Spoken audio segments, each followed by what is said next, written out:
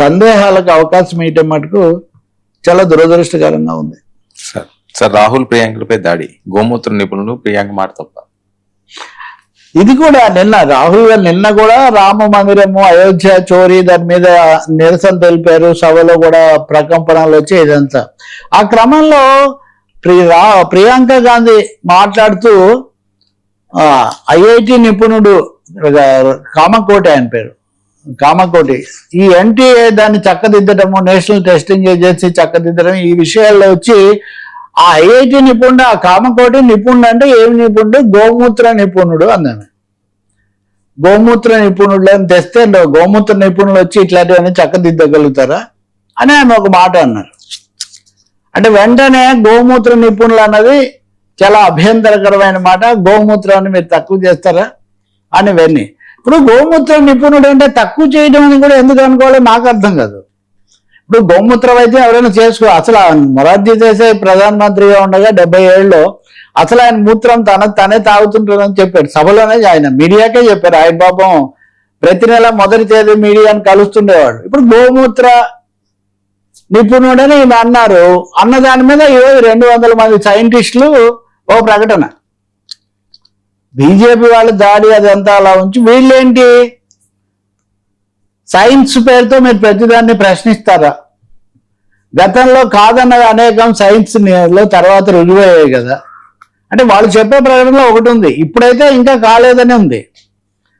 రెండవది, కోవిడ్ వచ్చినప్పుడు కూడా గోమూత్రం తాగితే అయిపోతుందని ఒక కేంద్ర మంత్రి, కొంతమంది మంత్రులు చెప్పడం, తర్వాత వాళ్ళు దాన్ని కొంచెం సవరించుకోవడం, ఇట్లాంటివి కూడా జరిగాయి. ఏదైనా కానీ ఆ విషయాన్నే ప్రస్తావించకూడదు అని అంటాం. అది ఎలాంటి ధర్మం అది? ఉదాహరణకు గోమూత్ర నిపుణుడు అంటే దాన్ని ఒకవేళ నిజంగా మేము గౌరవం ఉంటే సీరియస్ గా తీసుకోండి, దాన్ని ఎగతాళి కింద ఎందుకు తీసుకుంటారు? ఇప్పుడు ఉదాహరణకు ప్రధానమంత్రి మోదీ గారు వినాయకుడి విగ్రహాన్ని బట్టి చూస్తే భారతదేశంలో ప్లాస్టిక్ సర్జరీ అప్పటికే ఉందని మనం నమ్మాలి అన్నారు. వినాయకుడిది ప్లాస్టిక్ సర్జరీ అని ఇంకెవరన్నా హేతువాదో నాస్తికుడు అంటే మీరు ఏమంటారు? మహిమాన్వితమైనటువంటి ఆ మూర్తిని మీరు దీంతో పోలుస్తారా లేదని అడుగుతారు కదా. మరి మీ నమ్మకాలు మీవే అనుకున్నప్పుడు వదిలిపెట్టాలి కదా. ఇప్పుడు ఆమె మీద అంటే బహుశా రాబోయే రోజుల్లో ఈ అంశం మీద చాలా ఫోకస్. ఇంకా రెండవది అన్న చెల్లెల్లో రాహుల్ గాంధీ మీద. రాహుల్ గాంధీ అమిత్ షాని అన్నారని ఇందాక మనం చెప్పిందే. ఆయన ఏమన్నారు? నేను ఒక విద్యార్థితో మాట్లాడాను, ఆ విద్యార్థి ఏమో ఈడియట్స్ అనే పదం వాడారు. మనుషుల పేర్లు ఏం వాడలే, జనరల్గా ఈడియట్ అనే పదం ఒకటి వాడాడు. ఈడియట్స్, తర్వాత అంధభక్తులు, ఒక అంధభక్తుడికి ఇంకొక ఈడియట్ దేవుళ్ళ కనపడడం, ఇట్లాంటివి జరగవచ్చు మనం అనే పద్ధతిలో వ్యంగ్యంగా మాట్లాడారు. సో ఇది హక్కులకు భంగకరం, ఇది అవమానించారు, వెంటనే దీని మీద చర్య తీసుకోవాలని ఆయన మీద ఒక హక్కుల తీర్మానం కూడా ఇస్తున్నారు. అంటే నెమ్మదిగా ఇది. అలాగే ఇంకోటి కూడా ఉంది పార్లమెంట్లో. ఇవన్నీ ఒక బంచ్ ఆఫ్ థింగ్స్ కలిపి చెప్తున్నాను నేను. నిన్న మల్లికార్జున ఖర్గే రాజ్యసభలో మాట్లాడుతూ ఈ నిర్బంధాలు, ఈ నీట్ విషయాలన్నీ కూడా చెప్తూ, మీరు రాజ్యాంగాన్ని వదిలేసి మనుస్మృతి అని ఇప్పటికే మీరు పాఠాల్లో కూడా పెట్టేశారు మనుస్మృతిని అని కూడా ఆయన ఒక మాట అన్నారు. అంటే మనుస్మృతి అని అంటారా, ఎందుకు పెట్టకూడదు అని బీజేపీ నాయకుడు ఒక ఆయన లేచి ఆయన మాట్లాడారు.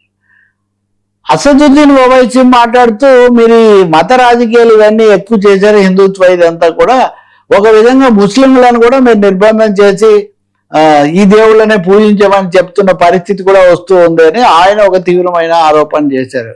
ఇలా చెప్పుకుంటూ పోతే నెమ్మదిగా ఈ నమ్మకాలు ఇన్ని చేస్తున్నారు. కానీ రామాలయంలో చౌర్యం జరిగింది, దాని గురించి చర్చిద్దామంటే లేదు. అదే ప్రశ్న. ఇప్పుడు ఎక్కడెక్కడో గోమూత్రం గురించి లేకపోతే ఇంకొక దాని గురించి మాట్లాడి ఆవేశపడి కేసులు పెట్టేవాళ్ళు ఎందుకు రాముడికి జరిగిన అపచారాన్ని సూటిగా సమావేశం కాగానే మన ప్రభుత్వం ఏర్పాటు చేసిన రామాలయ ట్రస్ట్ లో ఇంత అన్యాయం జరిగింది దీని అని ఎందుకు మీరు ప్రకటించట్లేదు? అర్థం కాదు. ఒకదానికి దారి తీసినట్టుగా దేశంలో విమర్శ వాతావరణం, అలాగే ప్రభుత్వం చేస్తున్న పొరపాట్లు, ఈ రకరకాల విన్యాసాలు వివాదాలు పెంచుతున్నాయని మటుకు అర్థమవుతుంది. రాహుల్ గాంధీ అయితే నేను క్షమాపణ చెప్పే ప్రసక్తి లేదని ఆయన గట్టిగా చెప్పేశారు. కాబట్టి ప్రియాంక గాంధీ మీద ఇంకా ప్రివిలేజ్ కాదు, ఆమె మీద విమర్శలు దాడులే సాగుతున్నాయి. ముదురుతుంది మొత్తానికి. జాతీయ స్థాయిలో యుద్ధం మటుకు ముదురుతుంది అనేది చాలా స్పష్టం. అది గుర్తించబట్టే మోదీ గారు నిన్న మళ్ళీ ఒక వీడియో పెట్టారు. అవును, అంటే ఇప్పటికీ 3 పెట్టారు. ఏమని చాలా కఠినమైన చర్యలు తీసుకుంటాము, ఎట్టి పరిస్థితుల్లో ఇది ఈ మాఫియాను అనుమతించేది లేదని. 157 పత్రిక అయిపోయాయి సార్, 157 పరీక్షలు లీక్ అయిపోయినాయి. ఇంకొకటి చెప్పాలంటే ఈ బొద్దింకలు అనే వాళ్ళు టెక్నికల్ ఎక్స్పర్ట్స్ కూడా కాబట్టి ఈ ఎన్టీఏ సైట్ అనేది వల్నరబుల్, దాన్ని మేము బ్రేక్ చేస్తామని వాళ్ళు బ్రేక్ చేసి మీడియా ముందు చూపించిన తర్వాత మాత్రమే ప్రభుత్వం చర్యలు తీసుకుంది. మోదీ గారు ఇప్పుడు రోజు ఒక వీడియో విడుదల చేసినంత మాత్రాన సీరియస్ గా తీసుకున్నట్టు కాదు. ఆ మొదటే ఉదాహరణకు కాక్రోచ్ జనతా పార్టీ పుట్టినరోజే మీరు ఒకవేళ వెంటనే చర్య తీసుకున్నా వేరుగా ఉండదు. అది మీరు చేయలేదు ఆ సమయంలో. అందుకని ఇప్పుడు చాలా మంది అంతర్జాతీయంగా కూడా ఏమంటున్నారంటే ఒక విధంగా ప్రభుత్వంలో కొంత హడావుడి, కొంత కంగారు, కొంత ఆందోళన మొదలైంది. అందువల్లనే ఎప్పుడు చెలించని దేనికి జవాబు చెప్పని మోదీ కూడా వరుస వీడియోలతో యువతను బుజ్జగించే ప్రయత్నం చేస్తున్నారు, పాకులాడుతున్నారు అని చెప్తున్నారు. సరే, యుద్ధం అంటూ మోడీ సమీక్షలు, పాకిస్తాన్ వెళ్తారా, ఆక్రమిత కాశ్మీర్పై అమెరికా మీడియా ట్రంప్ ఒక్కడికి. అదే కష్టాలు ఒంటరిగా కలిసి వస్తాయి అన్నట్టుగా మోదీ గారు అప్రతిహత పరిస్థితి అన్న దగ్గర నుంచి కొంచెం